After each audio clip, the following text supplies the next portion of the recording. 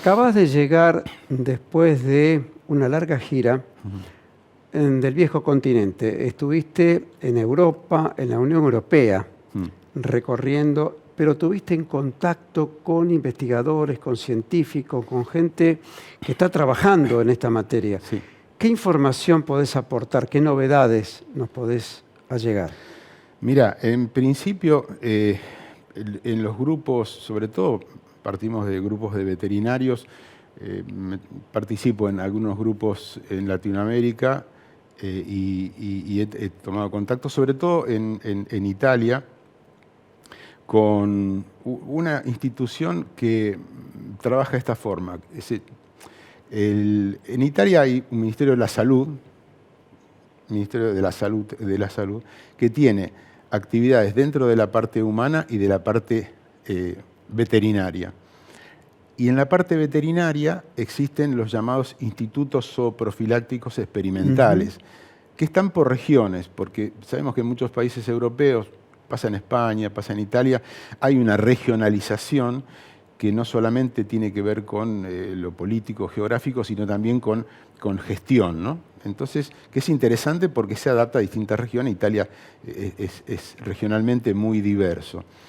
Y en este caso hay un instituto zooprofiláctico en la región de Abruzzo y Molise, que es una región de Italia, y este instituto está en Teramo. Entonces tuve la posibilidad de visitarlo y de ver cómo funcionan ellos con sus problemáticas.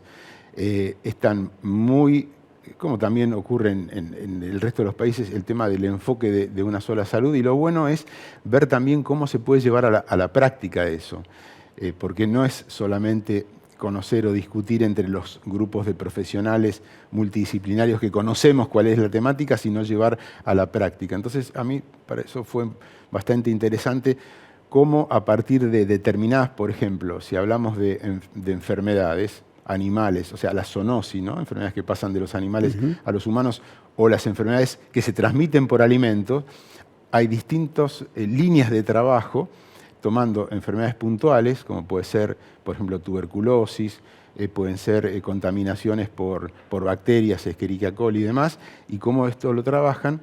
Y por otro lado también, como vos mencionaste, en la investigación, por ejemplo, ¿qué está pasando con la circulación del virus de influenza aviar? Por ejemplo, que también... Que afecta a los bovinos. Sí, que se ha detectado en Estados Unidos, por ejemplo, que se ha detectado en leche de bovinos, o sea, esa preocupación, ¿no? Sin llegar a hablar ni asustar con de la próxima pandemia y demás, sino simplemente con hechos reales, ¿no?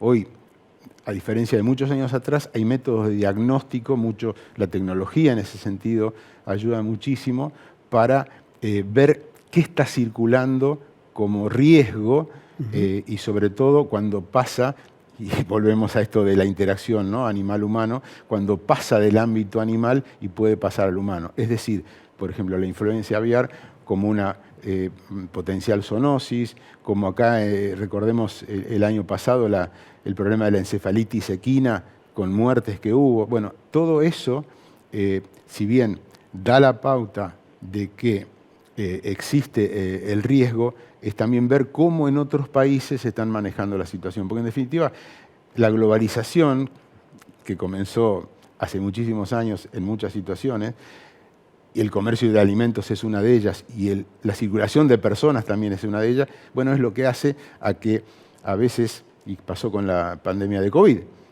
empieza en un lugar y sigue para el otro. Entonces, para cerrar este punto, el compartir con otras realidades, por ejemplo, Europa, Latinoamérica, cómo están trabajando determinada situación, permite decir, bueno, en el ámbito local, ¿qué tengo que hacer con la actividad privada o con la parte pública, que es la que define las políticas sanitarias?